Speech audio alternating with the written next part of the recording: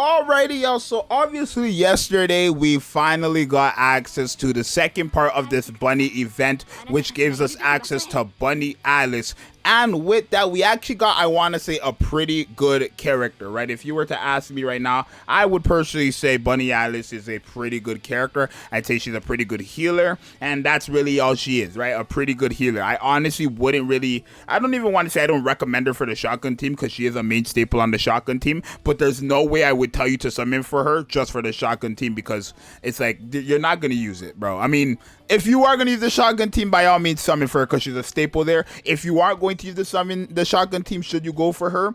I think she's very helpful for today's video, and that's going to be her paired up with Crown, right? One of the things with Crown is that she works with a certain amount of healers because the one thing you want to have for this character is obviously the attack damage by 20% the entire game, which can only be procced when Crown gets healed. Now, right now, the best partner for that is actually NAGA, since NAGA is able to actually heal Crown. Not only that, she's also giving her own, like, type of damaging buff with the damage done when attacking core. But Alice is actually going to do a fantastic job, and in some cases might be a better unit to pick because guess what? She actually heals all allies every 60 normal attacks, and that's going to be very easy for her, right? When it comes to NAGA, the problem with NAGA is that, yeah, she does heal, but the thing is she only heals 2 allies, so it's not hard for 2 other allies that are not Crown to take damage, and then the heals stop going to Crown, making it be somewhat inefficient,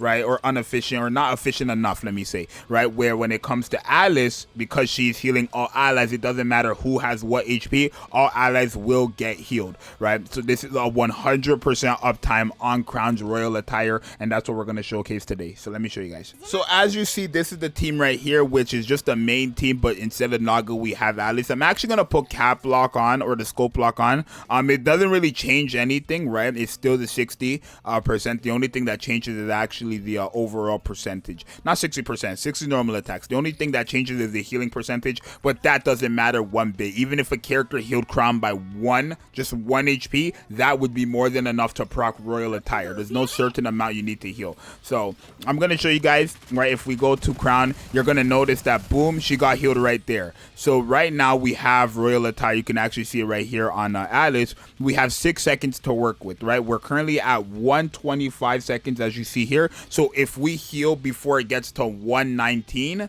well, then that means it's a 100% uptime, right? Especially with reloading, I don't think it's going to be a problem because remember, when you enter a full burst, anytime you enter a full burst, you increase ammo capacity by 40% and reload 40% of your bullets. These are, of course, at level 10, but it's anytime you enter a full burst, which is helpful. So if you take a look at Crown right here, we ended up healing again, and that was within 2 seconds, right? You're literally healing every 2 seconds with this character, right? We're going to heal right here.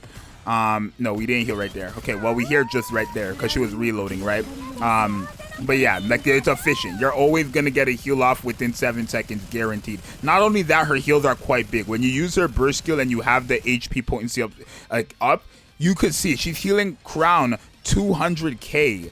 200k on a normal, right? Like on just her regular heals, right? Not from her burst skill, just her regular heals. It's because of her burst skill with the 150% HP potency, which is increased the healing, but that is still going to be very helpful in terms of just general healing, right? Without it, it's 100k healing, which isn't bad at all, right? So as you see right here, we enter the full burst. Everybody has their ammo capacity increased. Everybody has they reloaded their bullets and stuff like that. You can see she's doing a fantastic job as just keeping the royal attire up the whole time. So if you do not have NAGA, or if you don't want to use NAGA because NAGA is not efficient enough for you because she heals 2 allies and sometimes other characters on your team ends up taking damage, Crown is a really good option, right? Crown is a really good option for that. My only thing is that I want to make use of her full capabilities, and I think this stat count right here, it being a water code thing, was not the play, right? It generally was not the play, but everything else, the healing, damage interruption part, that's going to be very helpful for Train, right? This burst gauge filling after the full burst ends as well is really helpful as well, right? She's helping your team get back your burst skill, which is going to be very, very efficient, right? This is not a bad character. Are you losing out on some damage by bringing her over NAGA? Yes, you are, in a sense you are, because you're not getting the core damage buffs or anything like that. but you are getting an efficient run, which may, or you know, it might be higher, might not be higher. I know yesterday on my live some people said they tested it and it was higher. Not only that, because of the burst gauge generation being faster, maybe you might get more burst rotations, equaling up to a more overall damage output. But I think obviously Naga's buffs are just so big that it just doesn't really matter, right? So if I run like the main team right here, where is it? This one right here. The one thing is she is a burst 1 where Naga is a burst 2, so you have to keep that in mind. I don't really think that's a problem at all for the simple fact that Crown is a burst 2, so I don't really think the argument of like, oh, burst 1, burst 2 for like Alice and thing, I don't really think that's much of an argument there, just because Crown is the burst 2 you want to use anyways, right? And there are definitely some times where, especially if you're playing on auto, your burst skill cooldown is not fully there and it just ends up using Naga's burst skill, and you don't want that. You might as well just wait a few seconds before it procs again rather than instantly using Naga's, right? So now we get the massive heals here, right? We can obviously just do damage here, right? Even against somebody like against Modernia, right? It's not going to be a problem against Modernia at all, even if we get hit by the bombs, right? Let me get hit by the bombs, right? Because now we're just going to be able to heal, right? How big are the heals? You can see we're actually getting healed. We have the shields and stuff like that up now. Yeah, we have the shields and stuff like that up now.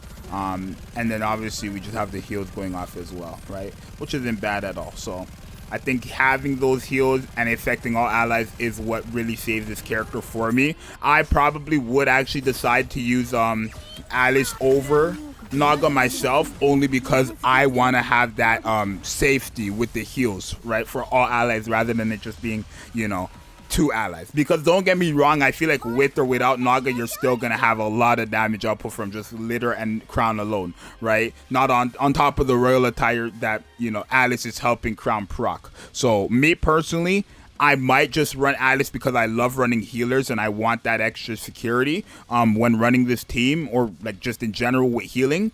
But obviously, if you don't have Naga, this is a great choice for that. And since Crown is one of the best characters in the game and her team is the best team in the game, it wouldn't hurt you to snag a copy of this character if you are lacking in that department of not having Naga or not having a good enough healer to keep it up 100% of the time. Will she be better than Rapunzel? I mean, let me test actually, just their healing, right? Because remember, Rapunzel heals every time she does a full charge. It ends up being, I want to say what the number is for her heals, right? So we're going to literally just check what is the number for her heals, right? Let me set it up and I'll show you guys. Alright, if we take a look, I have only Rapunzel here. I want to see what her number is for healing, right? If it's like a low number, then I wouldn't want to say, obviously, let me see. It's 58k. So it's 58k every full charge, where Naga's Alice, Bunny Alice is like 100k every 2 seconds, right? Is that what it is? Let me see. Let's go back in there and see right now. How long does it take for us to get our first heal after we enter, right? Is it every 2 seconds? It's every, I think, 2 to 3 seconds, I believe. Let me see. No? Okay, so it was 4 seconds there, right? It took 4 seconds and we only got 94k. So in general, Rapunzel is going to heal more. I want to say Rapunzel's going to heal more efficiently than Bunny Alice, but I think Bunny Alice should overall heal more than Rapunzel, especially when you're using her burst skill, where then you have access to more heals, the HP potency, which also goes into your healing. Like, you know, your overall healing output is going to be higher from Bunny Alice in general because of her burst skill, but in terms of efficient healing, obviously Rapunzel is going to be more efficient since she's healing 3 allies, which is more than half of your team every full charge. So these are little things that you got to consider if you do decide to summon. You guys definitely let me know down below if you think you want to use this character with your Crown team, if you're going to replace any of your current healers with this character or not, or if you think it's a complete skip. Remember, you can get her after her banner goes away through the wish list, so don't feel forced to summon right now. But I would say if you are lacking in that department of having royal attire up the entire time from Crown, this is a great character to pick up to kind of solve that problem. And also, it's not even like she's just benefiting Crown, she's benefiting the entire team, because the HP potency actually goes to everybody who ends up healing. So if you want to run her with Rapunzel, I don't know why you would do that, but if you want to run her with Rapunzel, let's say, obviously you can run her with Rapunzel, And then the HP potency buff would also affect Rapunzel, also affect Naga, also affect Marciana, Mary, Blanc, whoever you want to run with her, because it's going to help them with their healing. So it's your boy Zxous. You guys let me know what you think, and I'm going to see you guys in the next one. I'm out. Peace.